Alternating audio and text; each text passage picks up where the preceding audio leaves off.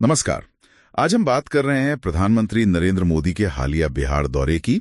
ये 20-21 जून 2025 को हुआ था। हमारे पास कई न्यूज रिपोर्ट्स हैं, कुछ विश्लेषण भी हैं। कोशिश करेंगे समझने की कि इस दौरे का असली मतलब क्या था। जी। क्या ये सिर्फ जिस बिहार ने सदियों तक भारत की प्रगति को नेतृत्व दिया, उसको पंजे और लालटेन के शिकंजे ने पलायन का प्रतीक बना दिया था। साथियों, बिहार के रहने वाले हर व्यक्ति के लिए सबसे बड़ी बात होती है उसका स्वाभिमान। मेरे बिहारी भाई बहन कठिन से कठिन परिस्थिति में काम करके दिखा देते हैं। वो कभी अपने स्वाभिमान से समझौता नहीं करते। लेकिन पंजे और लालटेन वालों ने मिलकर बिहार के स्वाभिमान को बहुत ठेस पहुंचाई। इन लोगों ने ऐसी लूट खसोट मचाई कि गरीबी बिहार का दुर्भाग्य बन गई। अनेक चुनौतियों को पार करते हुए नीतीश जी के नेतृत्व में एनडीए सरकार बिहार को विकास की पटरी पर वापस लाई है। विकास की बातें थी या फिर मतलब आने वाले विधानसभा चुनाव की तैयारी भी? बिल्कुल। और जो स्रोत हमारे पास हैं, हाँ। वो भी इसी मतलब दोहरे पहलू की तरफ इशारा कर रहे हैं।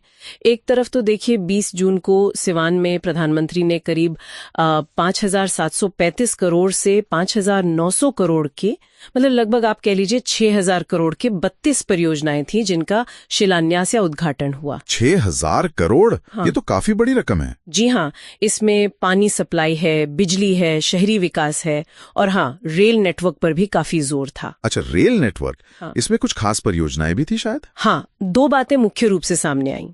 एक तो वैशाली देवरिया रेल लाइन, इस पर 400 करोड़ से ज्यादा की लागत आई है, उसका उद्घाटन हुआ। वैशाली देवरिया, ओके। और दूसरा गोरखपुर पाटलिपुत्र वंदे भारत एक्सप्रेस को हरी झंडी दिखाई गई। ओह, एक और वंदे भारत। ये कौन से नंबर की अब? ये देश की 70वीं वंदे भारत ट्रेन है। ये उत्तरी बिहार और गोरखपुर को जोड़ेगी। 70वीं? अच्छा, इसमें सुविधाएं वगैरह कैसी हैं? वही स्टैंडर्ड वंदे भारत वाली? हाँ, बिल्कुल आधुनिक है। वाईफाई है, इंफोटेनमेंट सिस्टम है और वो कवच वाली सुरक्षा प्रणाली भी है इसमें। हाँ, कवच, वो टक्कर रोकने वाली तकनीक है ना? जी, वही भारत की अपनी तकनीक है।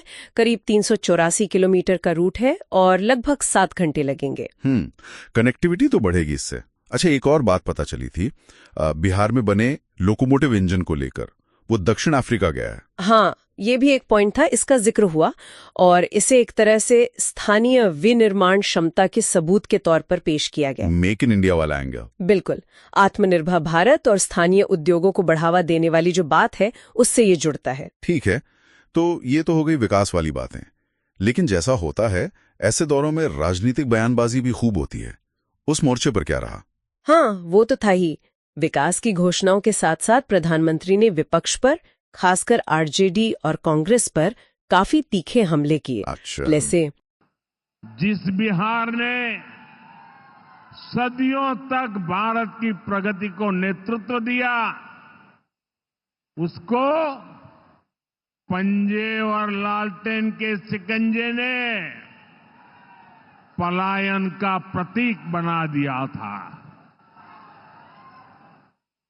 साथियों, वही पुराने मुद्दे, जंगल राज का जिक्र बार बार आया, वंशवाद का आरोप लगाया गया, भ्रष्टाचार की बात हुई और लालू प्रसाद यादव के जन्मदिन समारोह की एक तस्वीर का हवाला देकर बाबा साहेब अम्बेडकर के अपमान का भी आरोप लगाया। ओह, तो मतलब काफी सीधा हमला था। जी, और ये भी ध्यान देने वाली बात है कि 2025 में ये उनका बिहार का चौथा दौरा था। तो मतलब इशारा साफ है कि विधानसभा चुनाव नजदीक है। चौथा दौरा, हाँ ये तो काफी फ्रीक्वेंट है। तो जाहिर है विपक्ष चुप तो नहीं बैठा होगा। उनकी तरफ से क्या प्रतिक्रिया आई?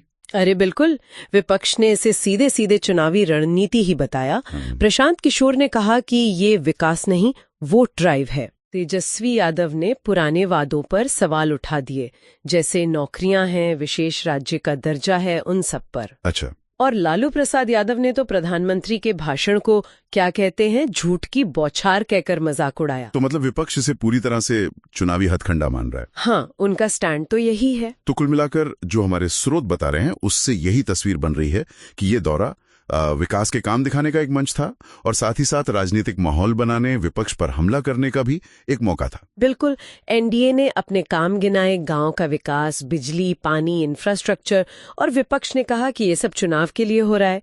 यही सबसे दिलचस्प है कि कैसे लगभग 6,000 करोड़ रुपए के विकास कार्यों की घोषणाओं को सीधे सीधे मतलब तीखे राजनीतिक हमलों के साथ पेश किया गया। इससे जो विकास का नैरेटिव है वो भी चुनावी रंग में रंगा हुआ दिखा। सही। अब आगे देखना होगा कि इन परियोजनाओं का जमीन पर कितना असर दिखता है, कब तक दिखता है। हाँ, और ये भी कि क्या ये विकास वाला एजेंडा चुनावी नतीजों पर वाकई कोई असर डाल पाता है या नहीं। बिल्कुल। और श्रोताओं के लिए भी एक सोचने वाली बात छोड़ जाते हैं, क्या बड़े बड़े इंफ्रास्ट्रक्चर प्रोजेक्ट्स का लॉन्च होना, क्या ये वाकई वोटर्स की जो तात्कालिक चिंताएं हैं, उनकी जो प्राथमिकताएं हैं, उनको दिखाता है, या फिर चुनाव पास आते आते जो राजनीतिक माहौल बनता है, जो भावनात्मक मुद्दे होते हैं, वो ज्यादा हावी हो जाते हैं। इस पर सोचिएगा जरूर। अगली बार फिर मिलेंगे एक नई जानकारी के साथ।